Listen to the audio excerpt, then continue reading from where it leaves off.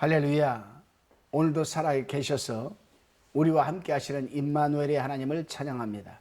오늘은 시편 82편 1절로 8절의 말씀을 가지고 하나님의 원칙이라는 주제로 묵상한 내용을 나누어 봅니다. 시편 82편은 심판의 환상을 묘사하여 기록한 시적 표현입니다.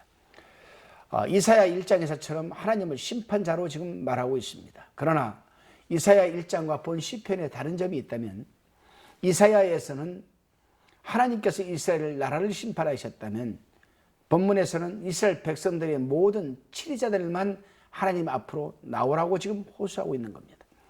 그러므로 이 시편은 권위를 남용하여 자기네 이욕대로만 백성을 다스리는 정치자들에게, 그들에게 대한 엄중한 경계의 말씀을 기록한 말씀입니다. 오늘날 정치적으로 권위와 책임을 가지고 있는 사람들에게 대한 경고의 말씀이기도 합니다. 본문 1절로 8절까지의 묵상의 내용입니다. 6절에 보면은 너희는 신들이며 다 지존자의 아들이라는 말이 나오는데, 이것은 시인이 세상 나라의 강력한 절대 권력을 갖고 자기들 마음대로 하는 모습을 신이라는 비유적 표현을 한 것뿐입니다. 하나님은 엄숙한 법정의 재판장으로 서 계시죠.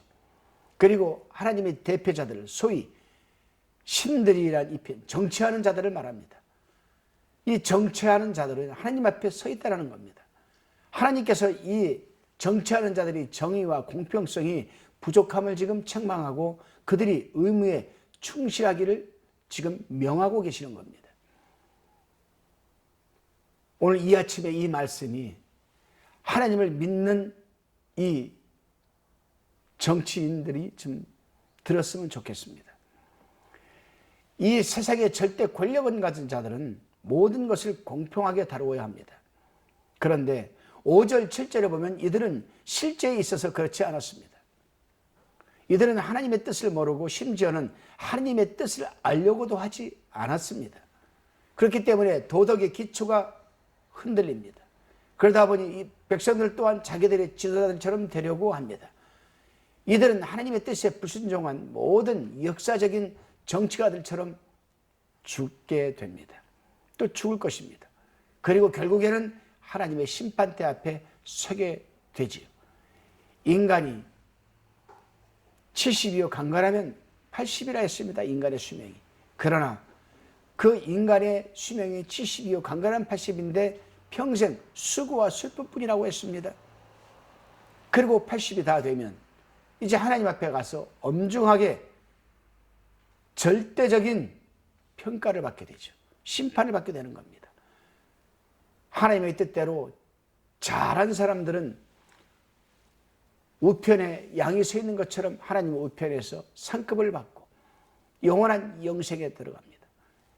그러나 그렇지 못한 사람들은 좌편에 염소가 서 있는 것처럼 바깥 어두운 데서 쫓겨나 이를 갈거나 구더기가 소금치듯 달라드는 그러한 곳이나 물 한 모금 마시지 못하고 헐떡헐떡이는 그러한 곳이나 펄펄 끓는 유황불 속에 들어가거나 어떻게 해요?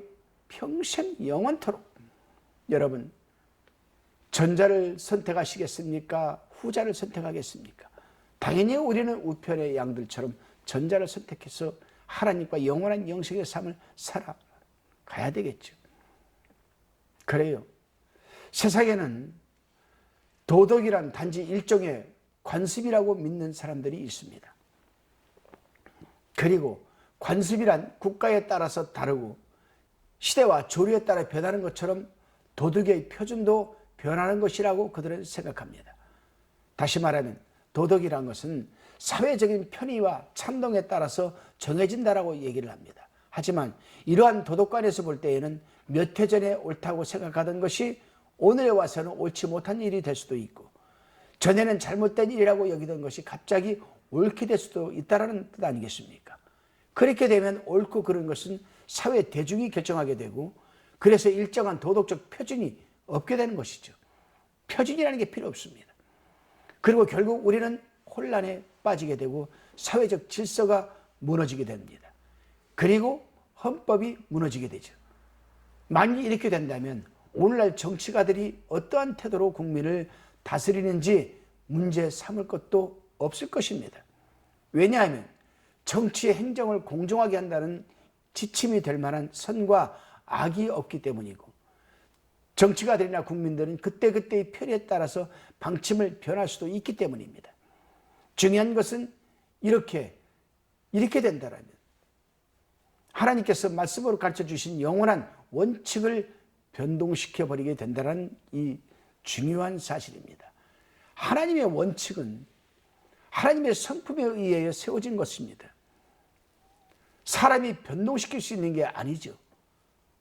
히브리서 13장 8절에서 보면은 예수 그리스도는 어제나 오늘이나 영원토록 동일하신 분이라고 기록하고 있습니다.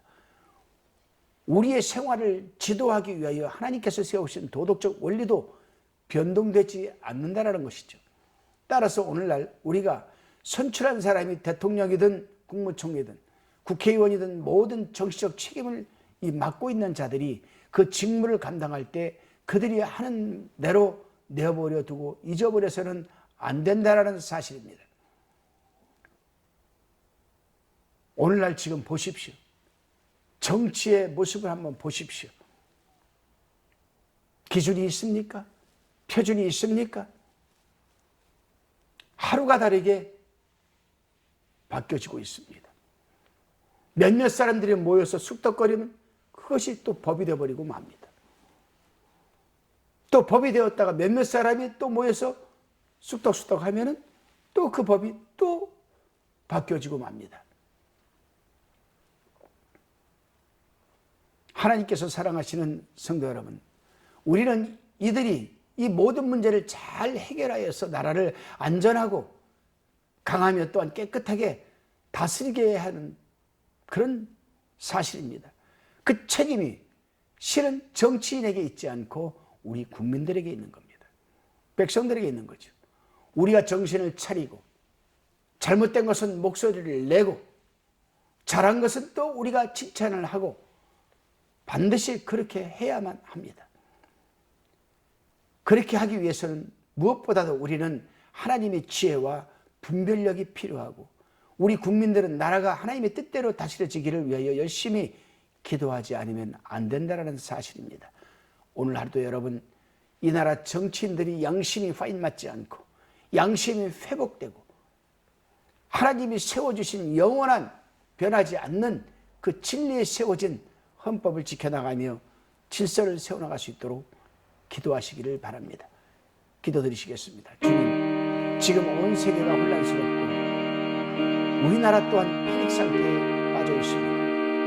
정치, 경제는 물론이고 모든 분야에서도 안정이 되지 않고 있습니다. 하오니 우리의 죄를 용서하여 주시고 무엇보다도 코로나19가 완전히 종식되게 하여 주시옵소서. 코로나19를 통하여 우리가 깨닫게 할 부분이 있었사오니 더욱 깊이 깨닫게 하여 주시고 이럴 때일수록 우리가 하나님의 지혜와 분별력을 받고 하나님께 기도하게 하옵소서. 그럼에도 감사드리오며 예수님의 이름으로 기도드리옵나이다.